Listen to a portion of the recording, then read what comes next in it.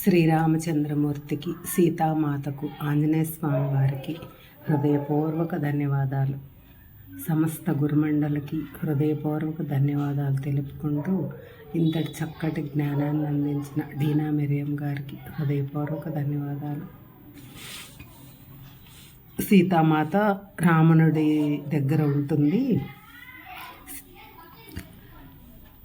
ఆమె ఎన్ని రోజులున్నా నిద్రపోదు, ఆమె శక్తి తగ్గదు, ఆమె ఏమీ తినట్లేదు, అయినా ఇంత ఎలా ఉంది, ఇట్లా ఎలా ఉంది అనే ఆలోచనలో పడతాడు రావణాసురుడు. సీతామాత ఏమో స్త్రీలని అణగదొక్కటానికి ఇలాంటివన్నీ ఉన్నాయి, ఇవన్నీ తీసేయాలి, ఇవన్నీ రూపుమాపాలి అనే విషయంగా ఆమె అక్కడికి వెళ్ళిద్ది అనమాట. ఒకానొక రాత్రి ఆమె గాఢ ధ్యాన స్థితిలో ఉండగా భవిష్యత్తు ద్వారాలు ఆమె ముందు తెరుచుకున్నాయి. మాత స్త్రీలు క్రమంగా అణిచివేతకు గురి అవ్వటం చూసింది. ఆమెకు ఒకరోజు సుదూర భవిష్యత్తులో తల్లులు తమ గర్భంలోని ఆడ శిశువులను విలువలేని వారిగా భావించి చంపివేస్తారు. భర్తలు తమ భార్యలను ఇంటికే పరిమితం చేసి వారికి నీచమైన పనులను అప్పజెబుతారు. స్త్రీలకు విద్య కానీ సంపద కానీ పొందే అవకాశం ఉండదు. వారు తమ ఆత్మవిశ్వాసాన్ని కోల్పోవటంతో ఆత్మ న్యూనతను పెంపొందించుకుంటారు. వారికి తమ భౌతిక సౌందర్యం వల్ల మాత్రమే విలువ ఉంటుంది, కానీ వారి వివేకం లేక విజయాల వల్ల కాదు. వారు ఆధ్యాత్మిక శిక్షణల నుంచి త్రోసిపుచ్చబడి జీవితంలోని అత్యున్నత లక్ష్యాలు సాధించటానికి అనర్హులుగా చేయబడతారు. నా కుమార్తెలు అత్యున్నత అభివృద్ధి సాధించిన ద్రష్టలు, సౌరమండలాలను సృష్టించి నిలిపి ఉంచగలిగినవారు అయి ఉన్నప్పటికీ అంతా మరచిపోబడి కేవలం ఋషిపత్నులుగా తెలియబడతారు. కాల పరిమాణంలో వారు సాధించినవన్నీ కోల్పోబడతాయి. ఈ మాటలు విన్న మాత హృదయం బరువెక్కింది. హఠాత్తుగా అద్భుతమైన ఋషి దేవహుతి ప్రత్యక్షమైంది. మాత ఆమె స్వరాన్ని గుర్తించింది. ఆమె మాటలు తెచ్చిన విషాదాన్ని ఆ ఋషిని మళ్ళీ కలుసుకున్న ఉత్సాహం అధిగమింపజేసింది.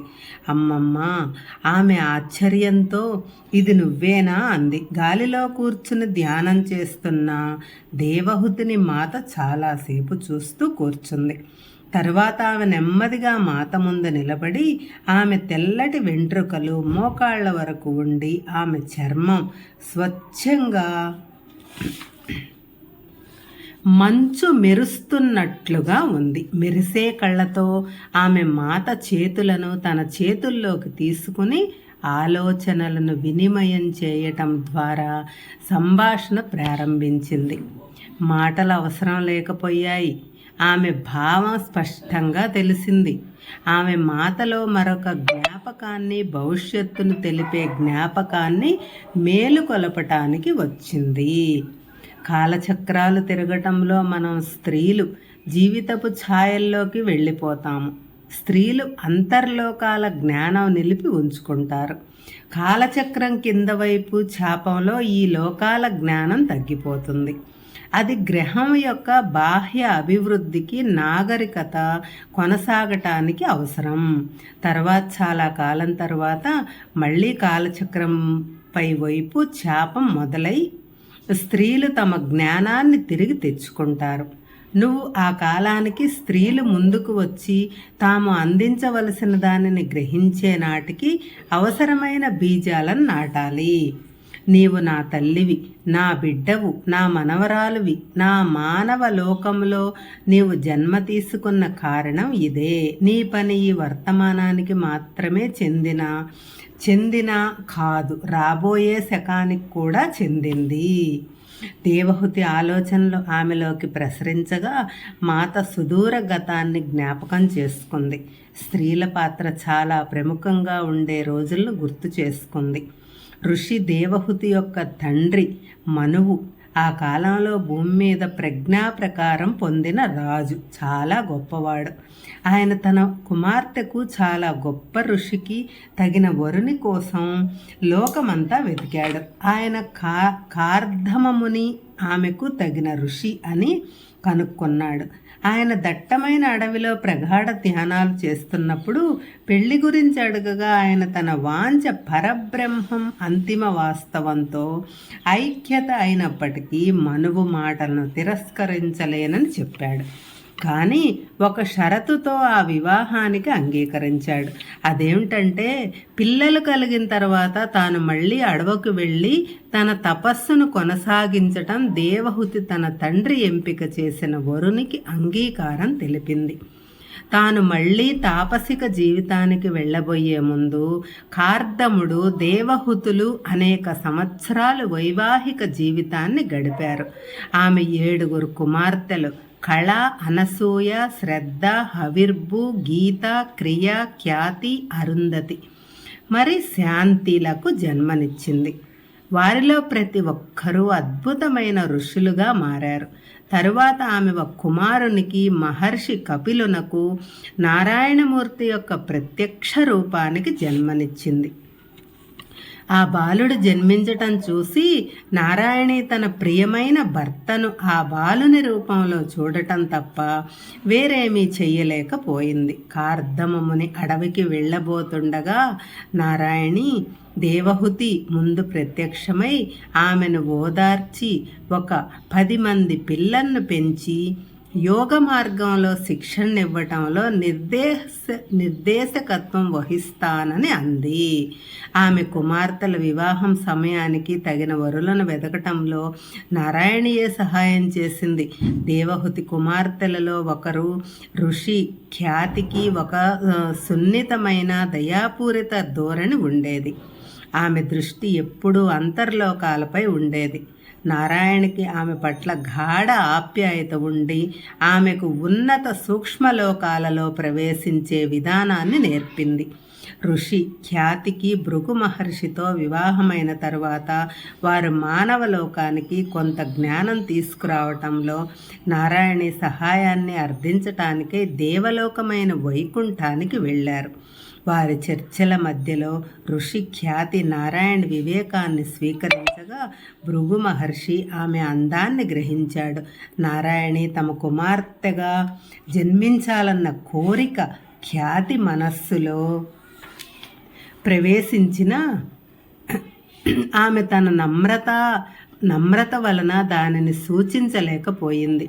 భార్య కోరికను పసిగట్టిన భృగు మహర్షి మానవ కళ్యాణానికి తమకు జన్మించవలసింది అని దేవిని కోరాడు. ఆమె అంగీకరించింది. కానీ సరైన సమయంలో నారాయణుడు ఆమెను తిరిగి వైకుంఠానికి తెస్తాడు అని హామీ ఇచ్చిన తరువాత మాత్రమే ఒప్పుకుంది. ఆ విధంగా స్త్రీ లేదా మహాలక్ష్మి అని కూడా పిలవగానే నారాయణి అత్యంత వివేకం, సౌందర్యం గల భార్గవిగా జన్మించింది.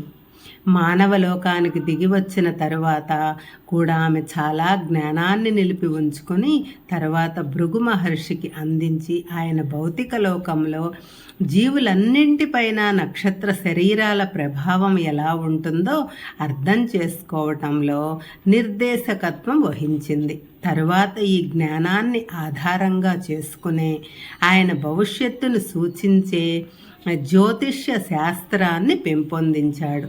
భృగు మహర్షికి ఊసన అనే పేరు గల మరో భార్య ఉండేది. ఆమె గొప్ప ఋషి, రాక్షస గురువు అయిన శుక్రాచార్యుని తల్లి. ఆ కాలంలో దేవతలకు రాక్షసులకు మధ్య భౌతిక లోకంపై ఆధిపత్యం కోసం గొప్ప యుద్ధం జరిగింది. అనేక మంది అసురులు నశించారు.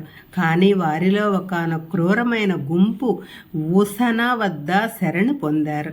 తన కుమారుని శిష్యుల దుస్థితి చూసి ఆమె వారికి ఆశ్రయం ఇచ్చింది. దేవతలు ఆమె వద్దకు వచ్చి తమను లోనికి ప్రవేశించనివ్వమని కోరగా ఆమె తన కుమారుని శిష్యులను రక్షిస్తానని మాట ఇచ్చింది. కనుక వారిని నిరాకరిస్తున్నానని చెప్పింది. నారాయణుడిని తిరిగి దేవలోకానికి తీసుకురావటానికై వెళ్తుండగా ఆయన దేవతలను ఉసనకు మధ్య జరుగుతున్న సంవాదాన్ని విని ఆమెను ఫలితమేమైనా కానీ ఆ యుద్ధం జరగనివ్వనని హెచ్చరించాడు. ధర్మాన్ని అనుసరించేవారు విజయం సాధిస్తారు, అది అలాగే జరగాలి, మధ్యలో అడ్డు రావచ్చు అని చెప్పాడు. కానీ ఉసన తాను మాట ఇచ్చాడు అని చెప్పి నారాయణ మాటను తిరస్కరించింది. మాట ఇచ్చి తప్పటం దురదృష్టం, కానీ ధర్మానికి విరుద్ధంగా వెళ్ళటం అనేది తీవ్రమైన దుశ్చర్య. ఎవరైనా ఈ రెంటి పర్యవసానాలను బేరీజు వేసుకొని విచక్షణను ఉపయోగించాలి. నారాయణుడు ఉసనకు ప్రశాంత స్వరంతో సలహా ఇచ్చాడు. దేవతలు తమ విధిని నిర్వర్తించటానికి అనుమతించమని నేను నిన్ను కోరుతున్నాను. అది మానవలోక రక్షణ కోసం. ఉసన మొండితనం నారాయణ్ణి క్లిష్ట పరిస్థితిలోకి నెట్టింది. అప్పుడు భార్గవి వచ్చింది. విషయాన్ని గ్రహించి ఉసన వద్దకు వెళ్ళి బ్రతిమాలుడుతూ, మాత, వారిని రానివ్వకపోతే నువ్వు నీ ప్రాణాలు కోల్పోతావు. నువ్వు అసురులకు ఇచ్చిన వాగ్దానం నుంచి నిన్ను నేను విడిపిస్తాను. వారు ఎంతోమందిని ఘోరంగా చంపారు. న్యాయం జరగబోతున్నప్పుడు నువ్వు అడ్డు రావద్దు. దానిని చూసి తాను బయటపడే మార్గం లేక ఉసన నారాయణ బ్రతిమాలుతూ, ప్రభూ, నేను భౌతిక రూపాన్ని వదిలే సమయం ఆసన్నమైంది. మీ చేతులలో మరణించాలన్నది నా కోరిక. ఈ క్లిష్ట పరిస్థితి నుంచి బయటపడటంలో నాకు తోడ్పడండి.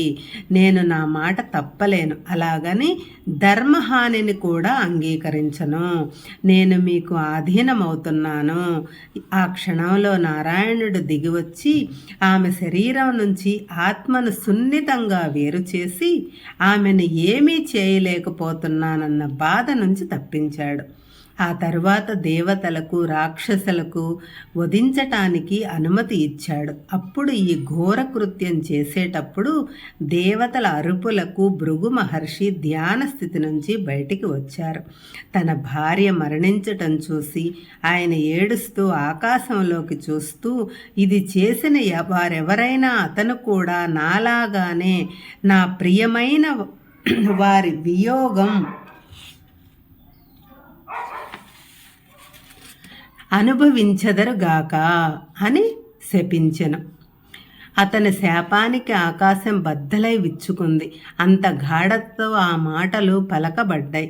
భృగు మహర్షి అప్పుడే ధ్యానం నుంచి రావటం వల్ల, తపస్సు ద్వారా అతను ఉన్న శక్తులు పొంది ఉండటం వలన అలా జరిగింది. నారాయణుడు నీడ నుంచి వెలికి వచ్చి భృగుని విచారాన్ని అనుభవిస్తూ, నేను నీ బాధను నాలోకి స్వీకరిస్తున్నాను, నీ శాపాన్ని అంగీకరిస్తున్నాను ఋషివర్య అన్నాడు. తాను చేసిందేమిటో గ్రహించి ఆయన నారాయణుని పాదాల పైబడి, లేదు లేదు, అది మీరు అని నేను గ్రహించలేదు ప్రభు. దయచేసి నా శాపాన్ని ఉపహరించుకోవటానికి సహాయం చేయండి. అతన్ని మెల్లగా లేవనెత్తుతూ, నారాయణుడు, నేను నీ బాధను తొలగిస్తాను, నా హృదయంలోకి స్వీకరిస్తాను. భవిష్యత్తులో నేను నారాయణి ఇద్దరము మానవ రూపం ధరించినప్పుడు ఆ శాపాన్ని అనుభవిస్తాము. తన తండ్రి ఆగ్రహానికి ఆందోళన చెంది ఉన్న భార్గవి నారాయణ వైపు కృతజ్ఞతగా చూసింది. జై శ్రీరామ్.